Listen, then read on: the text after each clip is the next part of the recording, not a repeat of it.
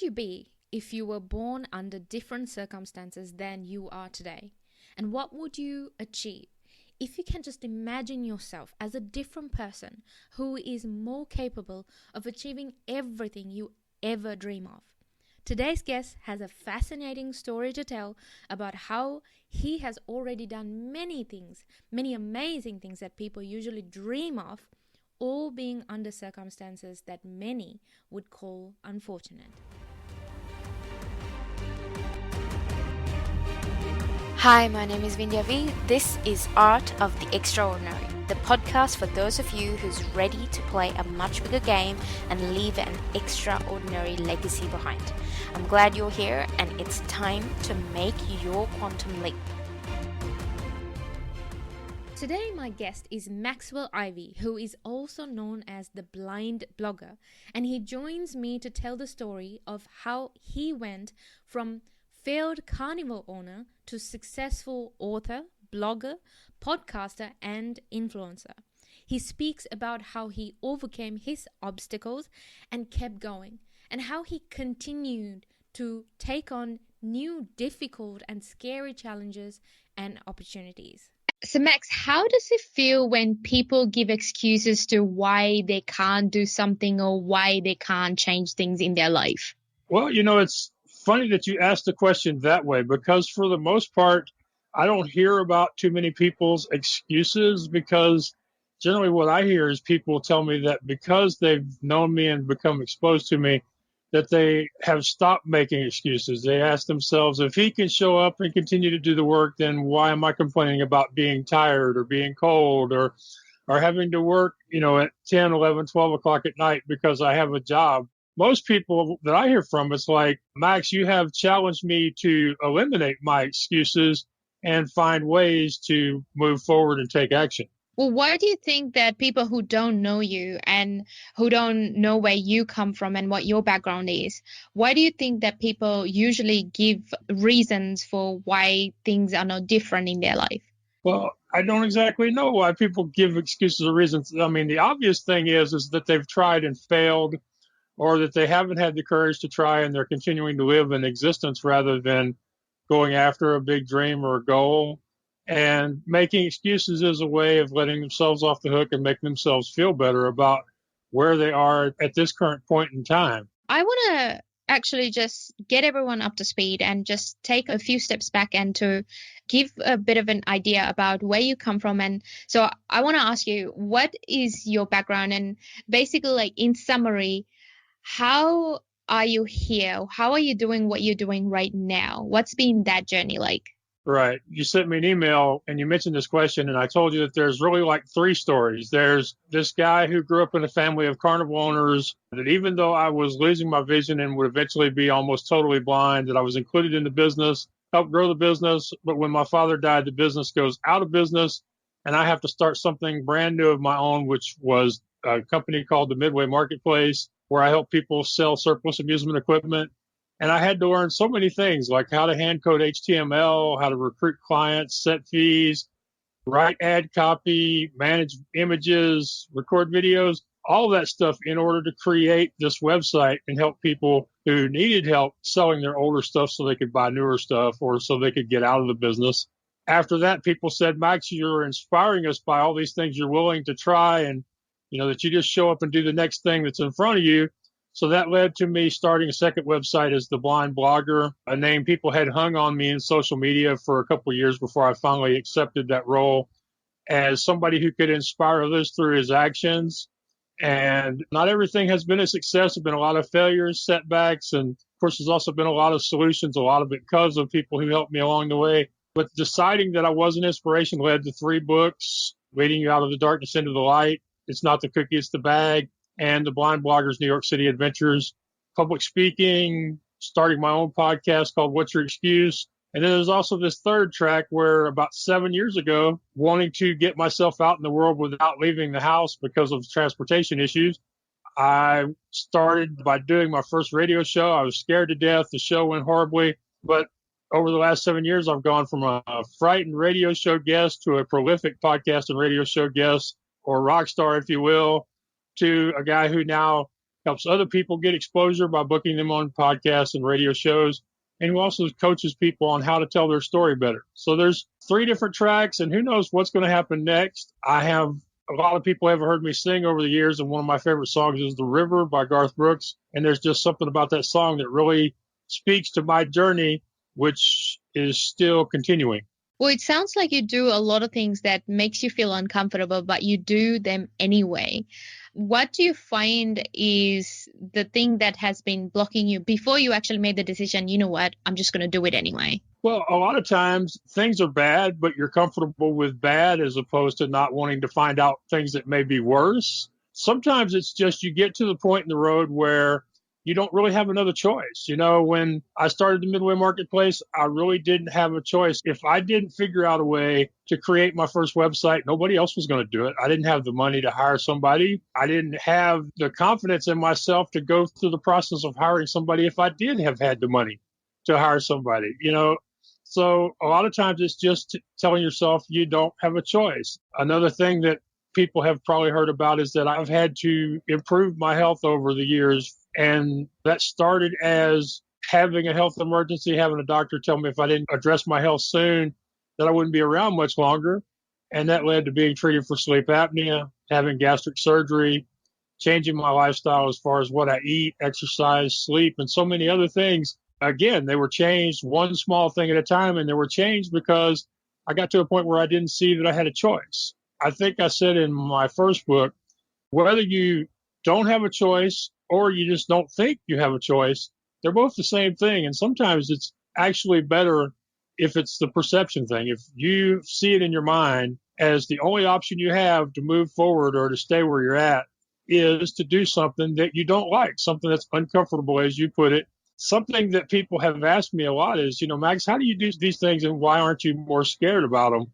I tell people this line, it gets me in trouble all the time because people say it's negative. I say I'm not smart enough to be scared. And I like it. People laugh at it or they scold me for it. It never goes in between. It's always one way or the other.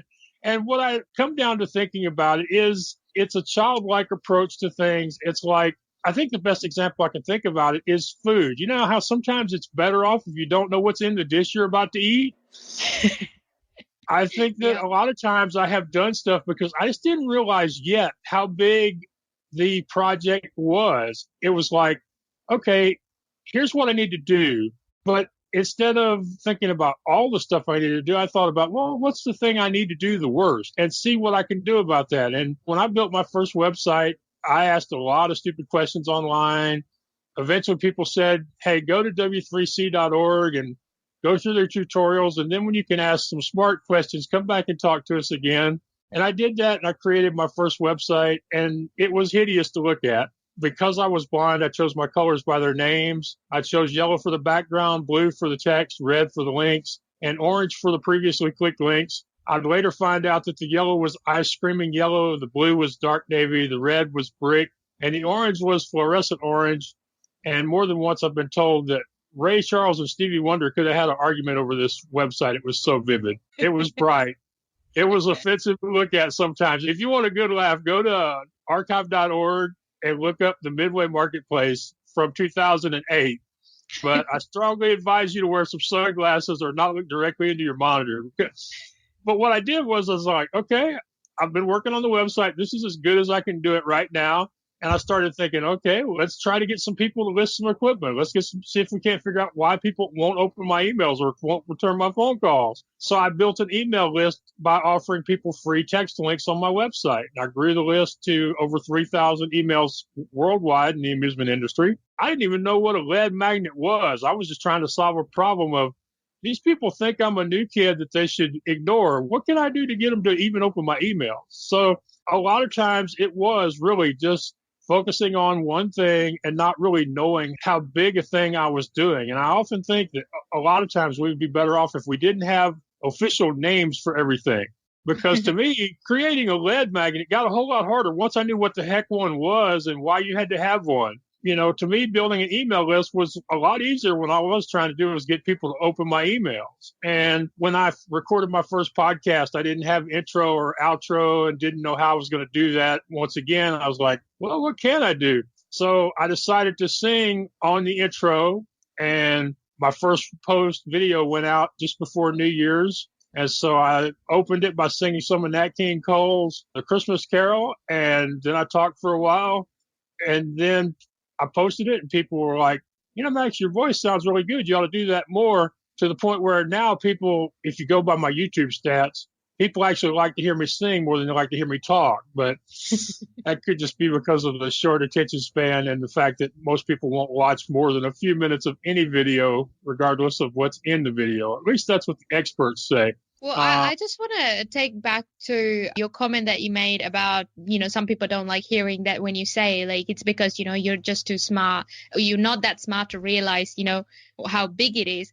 And I just want to reiterate that point, because that's actually one of the things that I've heard from some of these really big people, and having that childlike curiosity, because if you are too smart, that means you would be analyzing and being paralyzed by the analysis, and you would never get started. So that's actually a good thing. Well, I'm glad to finally meet somebody who can explain to me why it was a good thing. I'm going to steal your explanation going forward. Yeah, absolutely. Please do. And that's the reality. I mean, if you're too smart, then it means you're actually not going to do anything, because you know better. You have already analyzed all the ways that things could go wrong. Hence, you'd rather stay where you are. Yeah. And when we analyze things, we never think about what all could go right. It's always what is going to go wrong.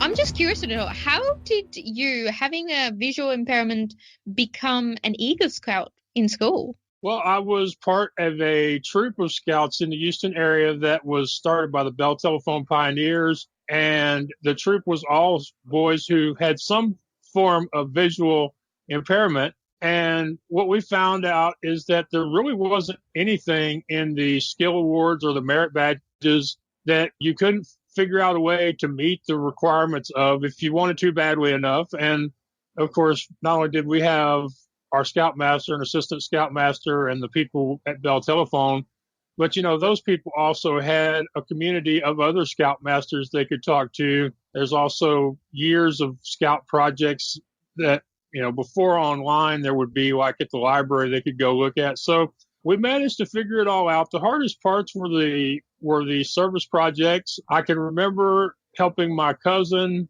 build a bookcase for all the audio cassettes and braille books and large print books for our scout troop. And I was there through the whole process. My main job was I did the sanding. I put the putty in the holes after the nails were driven. And I at least helped with the paint, although they only let me paint the back of it.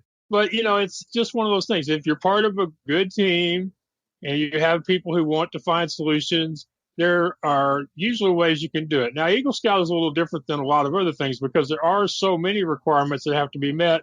It has to be completed before a guy turns 18. So when you add in the extra time it took, I just barely made it. And a couple of other scouts that were in my troop at the time, both of them came up just a little bit short. And I often wondered if maybe they would eventually decide to give those of us with a vision impairment maybe a few more months or something. But other scouts have done it. Nowadays, you don't have troops specifically for the blind like they did then. And it probably works out for the best because the blind or visually impaired scout can teach so much to the other scouts. And as a result, he has people that he can lean on that can become part of his family and his community. That gives me a nice segue into one of the things that you talk about a lot, which is about getting over your fears and being ready to ask for help, and why we need to do more of it. Can you speak more to that? Why is that important, and what are we doing right now that's getting in the way? Right. Well, the one thing we're doing that I think, not that we're doing on purpose, but that is happening, is that most of the successful people appear to be doing it by themselves. And that's probably not intentional. It's probably not by design, but it would be better if some of the more successful people, say, like the Kardashians or like the politicians or like some of the sports stars, would let you see the people that work with them. One of the things I love about Gary Vaynerchuk, what is Vaynerchuk. yeah, okay, like you said, is that more often than not, when you watch his videos, his team are in his videos. They are participating, asking the questions, replying to some of the questions. I really appreciate somebody who's made it, who is an expert and if not one of the top people in his field, but he is not giving the impression that it's all him. And so a lot of times that is the problem, is we don't see the people behind the curtain or behind the camera, or even people that are managing people's websites. There's a lot of other people that go into somebody having a successful podcast or website. And so that's one thing we could do better, is to encourage more people to share their team and let people see who it is that is part of the process that allows them to do what they do. I think that would be very helpful. Just like in Hollywood, they say one of the things that would be helpful is if the body doubles were to start getting screen credit, something along those lines as an example. As far as asking for help, this is one of those places where I have a great advantage over most people, because as somebody who grew up knowing he was going to be losing his vision, I was told over and over again, never be afraid to ask for help. People are going to want to help you. There's no shame in it. So don't be afraid to do it. Whereas, the other 95% of the world has been raised either directly or by implication to think, well, if I ask for help, I'm weak, I'm stupid, I'm inept, uneducated, and just really, I'm not able if I have to ask other people for help. The really crazy thing is that there are so many people out in the world who have experience, talent, skills. They've spent years learning their craft or accumulating knowledge and information, and they're just waiting for somebody to come along and go, hey, I know you know what I'm trying to do here. I really need help. Would you please help me? And you would be surprised how many people there are out there who are waiting for it and craving it, because nothing makes you feel better than helping somebody else who can do nothing but say thank you. That's actually a really, really big point, because I think that's a point that a lot of us don't do really well in, because we do see these big personalities and it looks like a miracle has happened and they're doing so much, but we don't notice it and we don't give enough credit. And so from an ordinary perspective, I guess you look at it and think, oh, you're not doing enough, but you don't see the team behind him or the support system that they have created around them, I guess. And I see this even with my clients or people who are potentially to become clients, because they're of the opinion usually whoever is at the top, they went to the top just by just hustling, grinding, and doing everything by themselves. In most of the cases, it's actually not. They've had people, they've had mentors, they've had coaches, they've had other support groups supporting them, but you don't see it because people at the top normally don't give credit to that, not on purpose, but it just doesn't happen. Yeah, I totally agree with you. And in my last book, when I got to the dedication section, I told people, I said, this is going to sound something like an Academy Award or Grammy acceptance speech, but these people have all been part of the journey, and I'd feel bad if I didn't include them and mention them here so you could know more about them. And, you know, usually whenever I do an interview, I will mention at least one person. For example, Ashley Fawkes of madlemmings.com. He's the webmaster who finally got a hold of me and said, you know, Max, I appreciate everything you've done with your first website. You did great for a guy doing it all by himself. He said, but I would really love to help you transfer to WordPress, make this so much more professional looking and make it easier on you going forward. And he totally helped me with that process. You know, my first book that was published, a lady named Lorraine Regularly at wordingwell.com. She was my editor. And, you know, sometimes people want to come along on my journey and they do stuff for free. Sometimes they do it for less than what they would usually charge somebody. Sometimes you can exchange services. Sometimes you can exchange promotion, like social media marketing for people that need that sort of help. There's all sorts of ways you can get the help, but you have to be willing to ask for it and you have to be willing to accept it when offered. And I'm glad I didn't forget to mention this. Accepting help when offered is like graduate level asking for help, because some people are okay if they do the asking, but if somebody comes along and offers to help them without being invited, it's like, what, am I weak? Is there something wrong with me? Do I look like I need your help kind of thing? So I find that it's a lot harder for people if somebody comes along and says, hey, I notice you're struggling. I'd like to help you. But that's one of those things. As you start asking for help more often, you start asking for opportunities more often, you get a lot more comfortable with that exchange. And when somebody does come along and notices that you need help with something, hopefully you won't be as offended by it. And if it makes people easier with the whole process, it helps if you start growing your network or your community by reaching out to the people you already know and making a stronger relationship with them, or introducing yourself to some new people. And one of the things I really love is after I do a podcast interview, if people will go to my website and reach out to me, because as I tell them, yes, I am a consultant and I'm always looking for new clients, but you don't have to spend money in order to talk to me. It's not that kind of relationship. And I honestly never know what's going to happen when I meet somebody new. So I treasure every time I get an email, even if I look at that and I'm like, but you have to go. What's going to happen when I open this email? You have to get to that point where every time you get up in the morning, you open an email, you get a contact through social media, you have to be expecting the positive. You have to be expecting to meet great people. And if you do those sorts of things, you'll start to build the kind of community that people will offer to help. They'll respond favorably when you do reach out.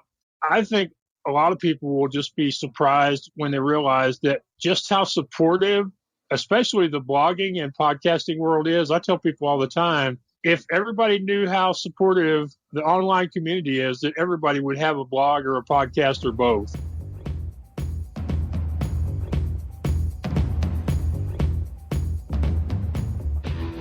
Well, one of the things that you focus a lot on right now, from what I understand, is helping people share their stories. Why is it important, and why is that a passion of yours? Well, it's like I say in my tagline, it doesn't matter how great your story is if nobody ever hears it.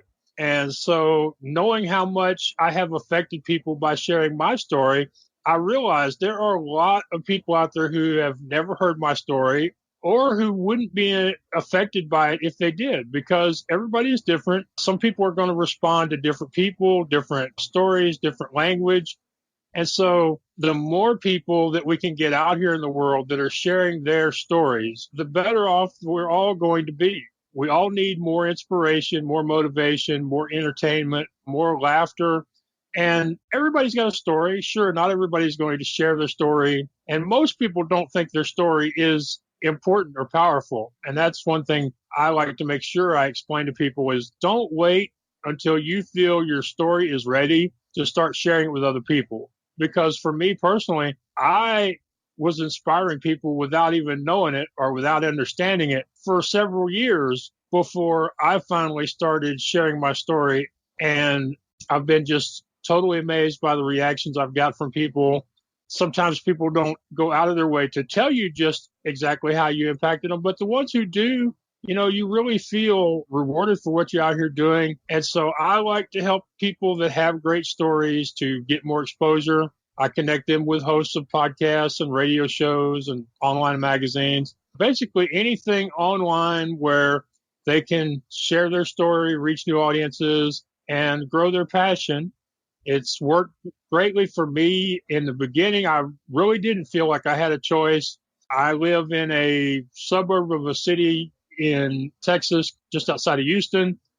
They have really good transportation in Houston, but not so much out here. So I was like, how do I meet more people and reach them without leaving the house? And that's where radio shows and podcasts came in. They've worked so well for me. I continue to use them now, even though I'm now also doing public speaking and traveling more. And I just know how much they can help people, especially people who have busy lives, people who work or have a business who don't want to have to take hours or days away from their schedule in order to share their message. Because, here we are. I'm talking to you. You're in Australia. I'm here in Texas. Basically, I think we're going to spend maybe an hour or hour and a half all together having a conversation. And then both of us can go to whatever it is we need to do next. We don't have to get dressed up if we don't like to. I actually enjoy getting dressed up as part of my routine for most interviews because it gets me into that zone. I take my shower and I put on my clothes and I tie my tie and I put on my headphone, and then it's like, whoo, I am ready, so me, I like to, but most people, they don't have to. If you want to do your podcast in your pajamas, you can do that. It's perfectly fine, But if you have a business or you lock the door, you turn off all the other electronics for 30 minutes or an hour at the most, usually. And who knows how many hundreds or thousands or even millions will get to hear about your life, your business, your techniques, your methods, and who knows what kind of opportunities may come from it. Well, one thing that you touched on before was that because you started having a visual impairment at an early age, just reach out for help and people would help you out. And honestly, as you say, like normal people without a disability or any kind of that are not told that. We have the straight face and, usually we try to do it all ourselves and we don't ask for help. So it makes me curious to know, are there any other things that you picked up because of that, because of the background you've come from and because of your circumstances, that's actually an advantage now that other people don't have?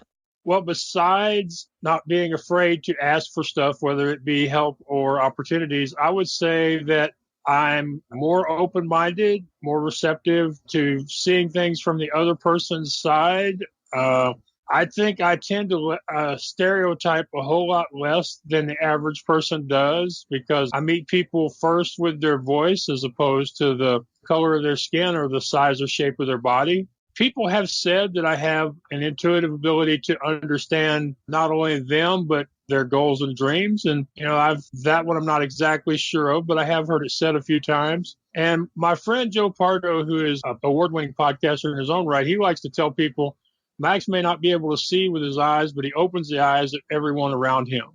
And who knows, maybe the fact that I can't see lends a little bit of courage to my life, that maybe if I could see some of the things that I've been doing or understand them as a sighted person would, maybe they would have been more scary. I don't know. That probably is actually a good point. That may be true. Other than being visually impaired, what other hurdles have you had to go through? I'm sure there's plenty off the top of your head in dealing with business and learning everything. And what kind of things have you had to face, like as the big ones that you can think of? I think the biggest one was just realizing how much I was limiting myself and how much more I was or am capable of. I tell people often that when I started by getting a domain name for the Midway Marketplace. It was one small thing that I could do at that time. But I grew up wanting to be a carnival owner. I thought that was all that I knew anything about or that I could do until it came to the point where I had to find something else. And so over the years, I've realized I can create a website, a blog, a podcast, a YouTube video. I can write books, travel, sing in public, help people with their problems. I can be a guest and share my story. And who knows what else I haven't tried yet. I'm not a thrill seeker, but I enjoy basic traveling and enjoying new foods, new places, and new people.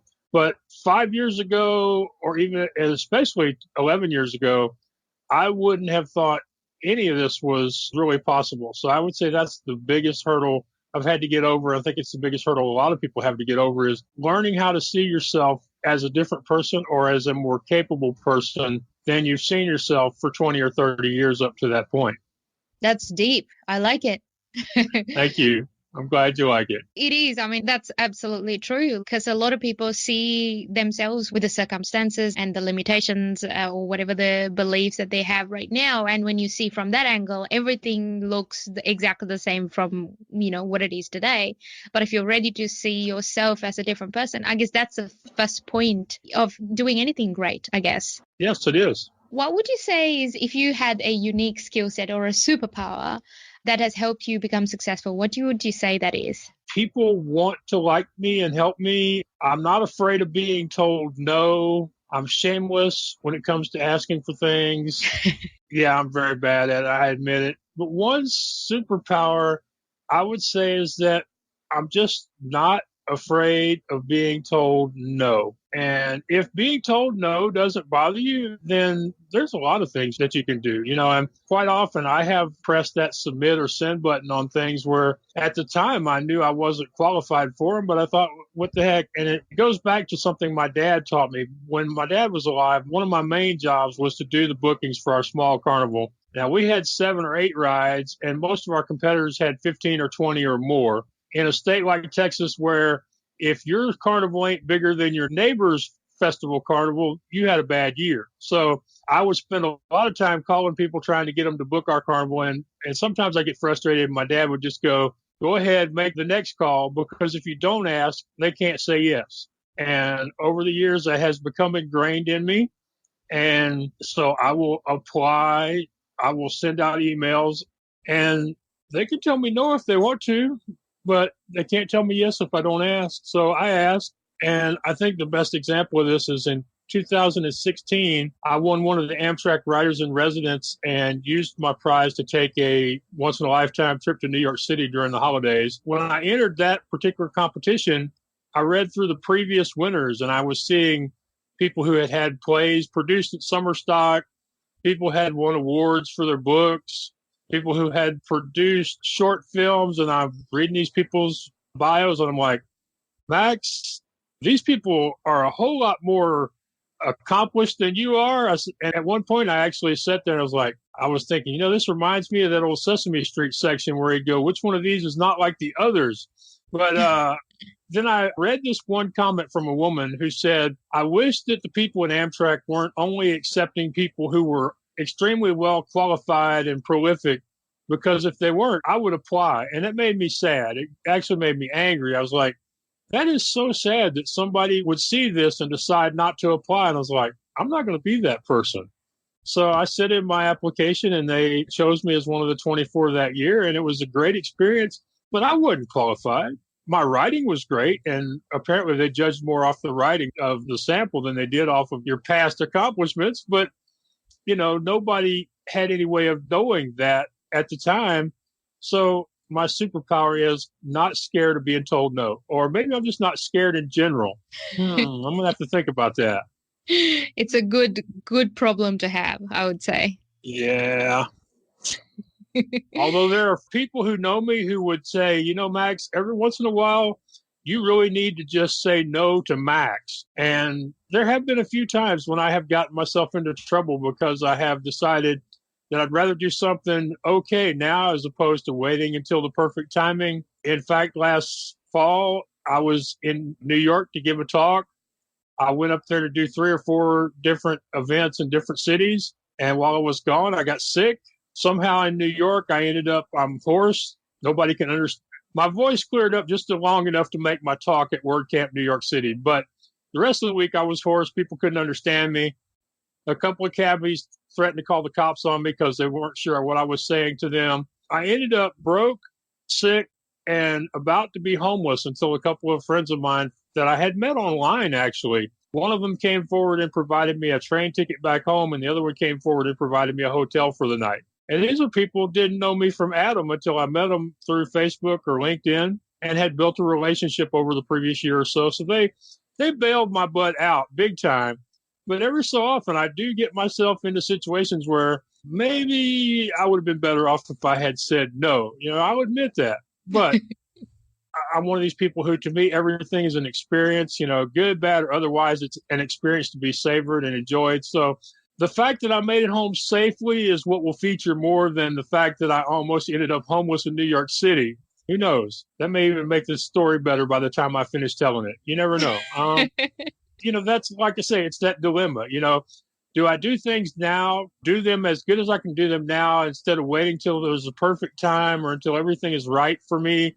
Or, I go ahead and do them and then I end up in trouble. But a good friend of mine, Lorraine, actually, she said, Max, I don't understand you. You get into more SHIT than anybody I know, but you always find a way out of it.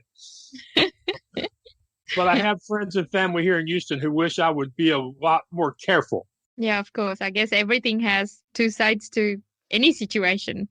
Yeah, I feel it's important for me to share, honestly, that there have been some bad stuff along with the great stuff. Yeah, of course. Well, what would you say is like the best advice you have received throughout the years? I already mentioned that my dad told me if you don't ask, they can't say yes. I've talked about how you have to ask for help and accept it when offered. I recently read a quote. I think it was from Tallulah. Yeah, it was from Tallulah Bankhead, famous actress from the 40s, I think. And they asked her, if you had to live your life over again, would you change anything? And she said, yeah, I would make all my mistakes sooner. So I would say one of the best pieces of advice I've been given is sometimes you don't improve by adding things. Sometimes you improve by removing things. Sometimes you improve by eliminating something that you've been doing forever that's holding you back. For my personal experience, if I had been willing to let our carnival business go out of business 3 years or 4 years sooner than it did, or maybe even before then, I have to wonder how much farther along I would be on my journey. So sometimes hanging on to those things that you're comfortable and familiar with and fighting really hard for them. Yeah, it's great to fight that good fight and be determined and perseverance. But sometimes our progress comes when we accept that something is no longer a part of us and move forward. It's knowing when to say no, I guess. Knowing when to say it's done. I came up with this expression. People have often said that when a door closes, God will open another door for you. Well, think about this. If you keep trying to hold that door open, you keep trying to keep it from closing behind you, sometimes God will just burn the house down around you. And that's pretty much what happened with our carnival business. It eventually got to the point where you better go. Well, for anyone who wants to do something great, do something that looks impossible right now, and maybe they have either a physical disability or maybe they are under certain circumstances that's not in their favor, what would you give as advice to that type of people? I would say do two things every day. One, find at least one small action you can take towards your goal or towards preparing yourself to go after your goal, no matter how insignificant it may seem. With me, 11 years ago, I started by filing for a domain name before I even knew what a website was or how I would build one. The second thing is that every day you have to expect to find at least one person, event, or an experience that will be positive. Because if you get up looking for them, they are so much more likely to occur. Well, Max, it has been lovely having you on the show. You are a true inspiration and you truly make people ask the question, what's my excuse? So it has been absolutely a sensational conversation. Now, for the folks in the audience who would like to get in touch with you and get to know more about you, how can they do that? Right. They can go to theblindblogger.net, theblindblogger.net. They can also find me on Twitter at Maxwell Ivey, and Ivey is Ivey. And I'm also Maxwell Ivey on YouTube, LinkedIn, Instagram, and Pinterest. The other thing is I do offer a free online course for people to learn how they can share their story and reach wider audiences through podcasts and radio interviews. And they can find the download link for those audios at theblindblogger.net/rockstar. Great. Thank you so much, Max, for being here. Thank you so much for having me. I totally understand that most people who do podcasts, they're not doing it to get rich. They're doing it because they have a passion or because they feel like they have an obligation to help other people share their stories. And so I wouldn't have a place to do what I do without you and people like you. So thank you so much for that. It is my absolute pleasure. That is the fascinating story of Maxwell Ivey, and if you would like to become a radio rockstar, make sure to go and check out and download his free course, and the link will be posted on show notes at vindyavi.com along with all the golden nuggets that we covered, as always. And until I meet you next time, keep at it in your extraordinary journey.